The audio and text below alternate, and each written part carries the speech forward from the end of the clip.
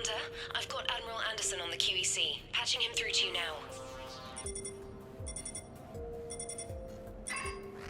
Shepard. Admiral, how you holding up? Day by day, Commander. Yeah. Hackett sent me a message about this apartment. I want you to have it. Take it off my hands. Are you serious? You need a place that's yours. Somewhere to recharge, clear your head. Kaylee wanted us to settle down there. Thing is, the longer I'm on Earth, the less I want to leave. And I want as few loose ends out there as possible. Like I said, you'd be doing me a favor. That's very generous. It's practical. We need you in the best shape possible. Rested. Focused. If you say so. Thank you. And make yourself at home, damn it. It's yours now. I'm sure I can manage. Okay, good. Been meaning to do that for a while. I'll talk to you soon. Be careful out there, Anderson. You too, Shepard. You have received a new message.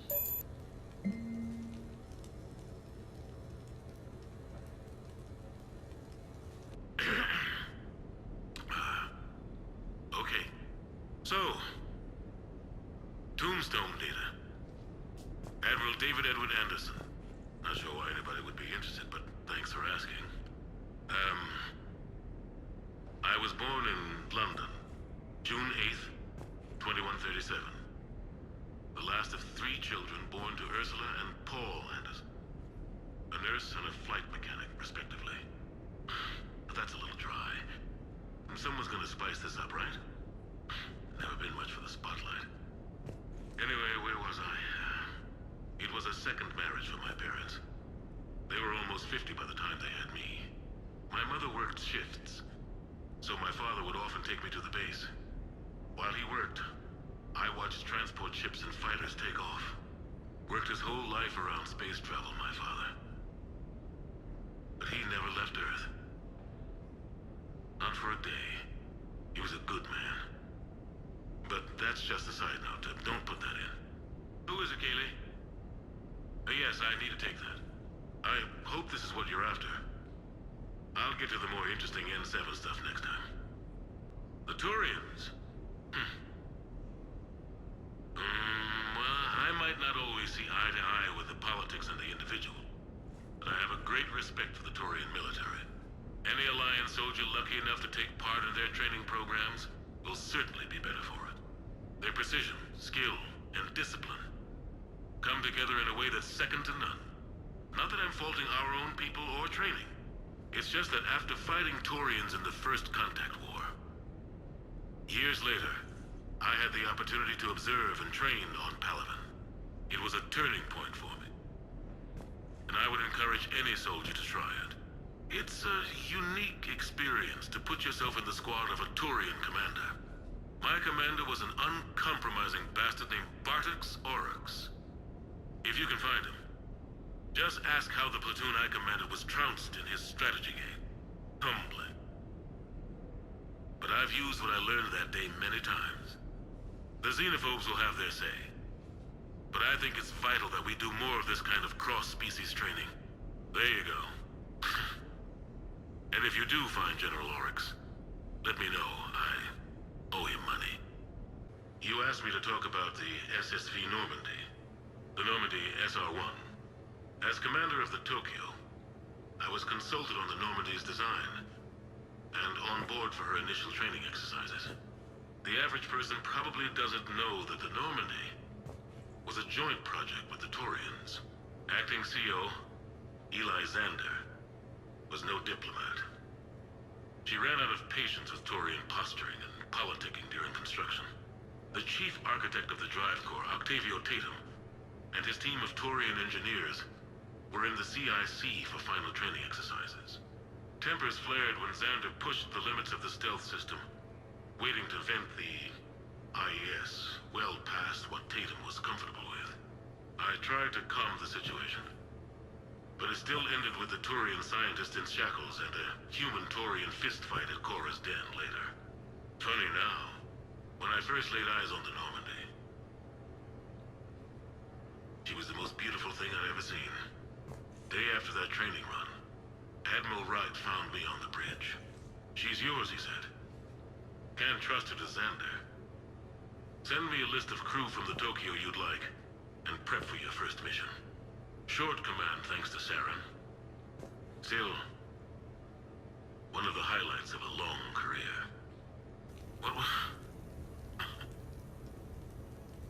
What was I talking about? Early days, right? People ask why I joined the military. Everyone talks about honor, duty, sure. But that's never the whole truth. It's 100 little things that add up to commitment. I joined because of a dog. Yeah, a dog. This patchy, mean son of a bitch that used to bark at me every day on my way to school. He'd snarl and I'd start running. Scared the hell out of me. I was just a kid. I remember being in a bad mood one morning. Angry, I can't recall why. When that dog started in on me, I snapped. Started barking right back. We both kept at it until we had nothing left. Dog never bothered me again. Why'd I join the military? Sometimes you just gotta howl to make things right. A few months ago, I had a chance to sit down with one of Earth's most decorated soldiers, Admiral David Anderson. He was kind enough to answer my questions and talk about his career. Today, the Admiral is on Earth, leading the defense of our home against the Reapers. We have no communication with him or any soldiers on Earth, but we can't forget what they're doing for us. Tonight's show is dedicated to all of the soldiers out there, fighting and dying to keep us safe. Admiral Anderson, today marks the 30th anniversary of the N7 program. Can you describe your first day of training in this now famous program? The Interplanetary Combatives Training Program is all business from day one. How so? We're given basic gear, then separated and stranded on an asteroid with no nav data. The test ends when the last person runs out of oxygen. Sounds daunting. What happens to the ones who run out of air first? Out of the program. The best N7s can survive alone, but work together to survive even longer. That's very impressive, Admiral. Deep space survival training. That has to be so difficult. All of it would take such strength of character. Well, just plain strength. But then you seem like a strong person. I'm sorry. Is there a question in there? Well, does the program make the man? Or do you think you were born for this? It's a bit of both, I suppose. Every soldier reaches a point in their career, sometimes more than once, when they are asked to give more than they ever thought they could. That moment is the test. I've seen men and women, almost sure to fail, persevere long past the point of breaking. That experience changes them. Others, with all the gifts and abilities, fail in that moment. Sometimes they pick themselves up and carry on. Sometimes they're just done. What about you? What was your moment? I've had a few, none of which I'd like to share. But, I think the toughest tests are still ahead of me. What makes you say that? Call it a hunch. Soldier's intuition? Something like that.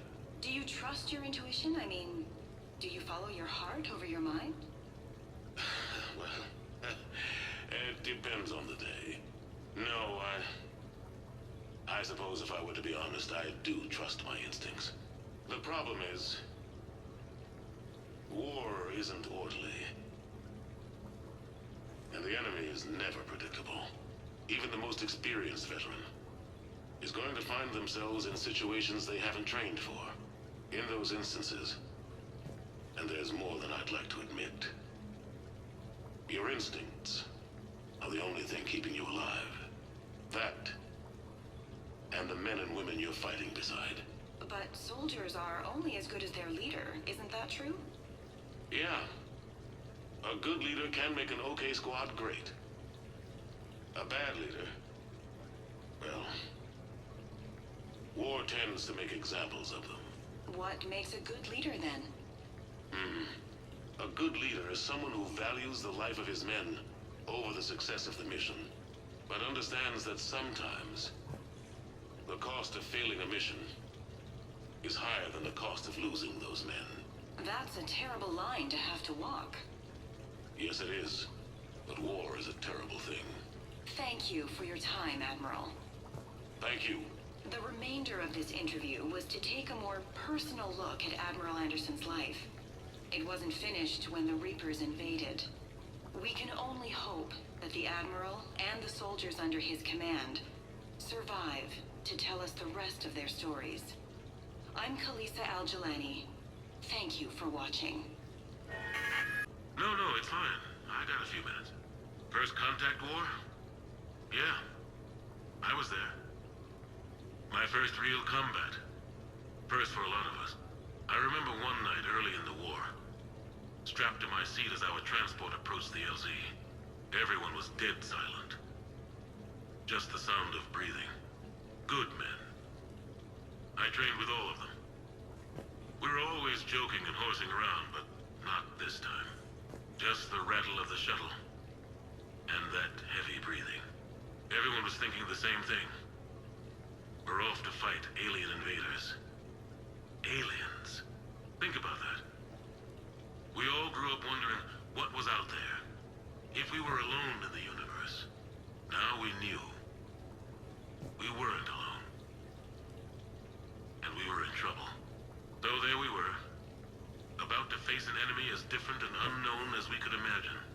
I knew I had to say something, keep the men relaxed. So I turned to the soldier beside me, Hendricks, I think, and asked him how his mother was doing. Fine, he said. Why?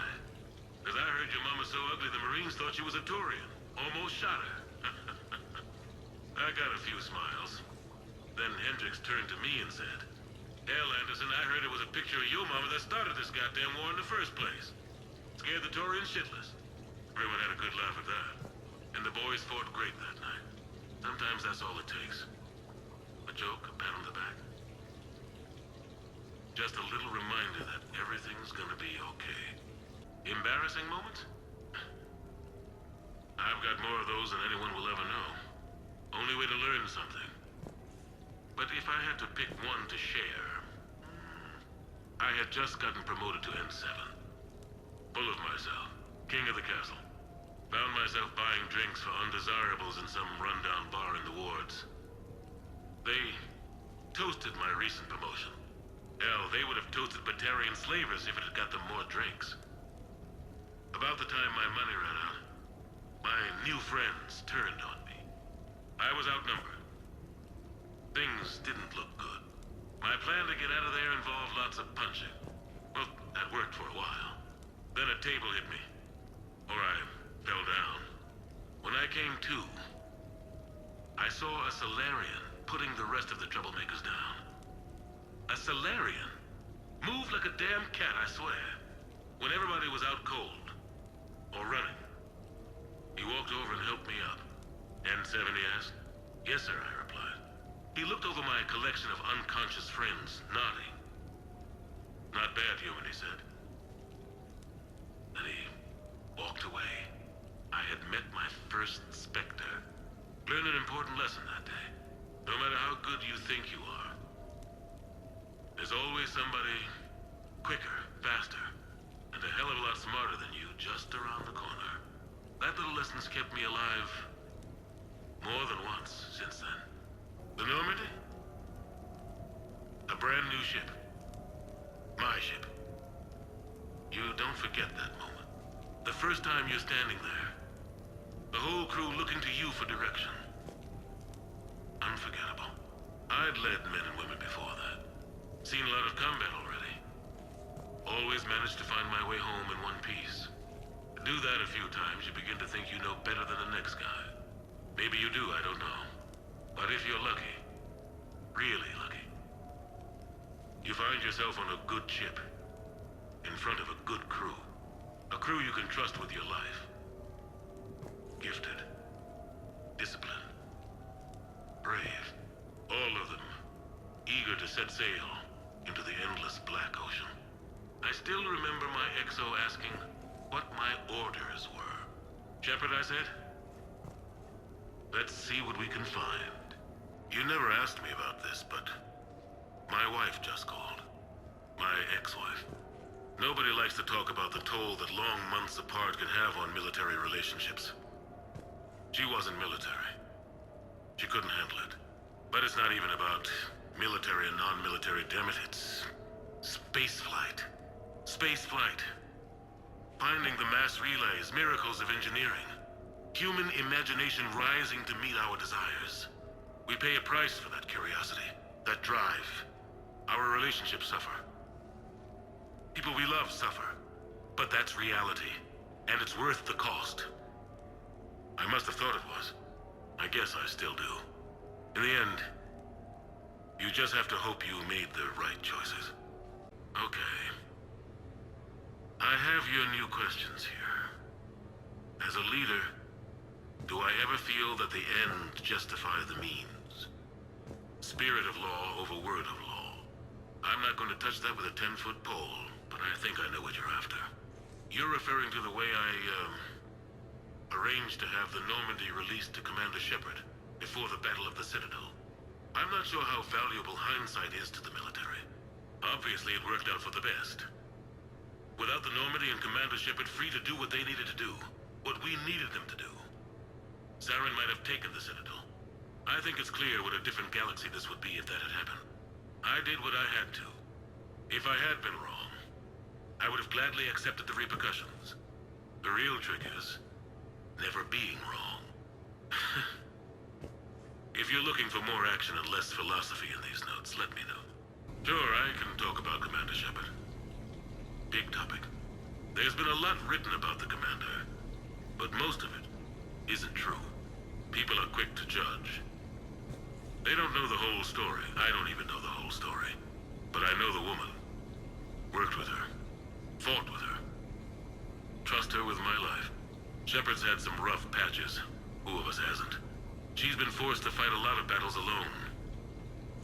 God only knows how she got out of some of that. Makes your head spin. Thing is, you never heard a complaint. Never once got, "No, sir, I can't do that." She never hesitated. Few people know what Shepard's been through. I'd like to think I come pretty close. And I worry sometimes she forgets. There's a whole bunch of people who lose sleep over her getting back home. Maybe it doesn't need to be said. Maybe we're too dumb to say it. Soldiers like the Commander are rare. Women like Shepard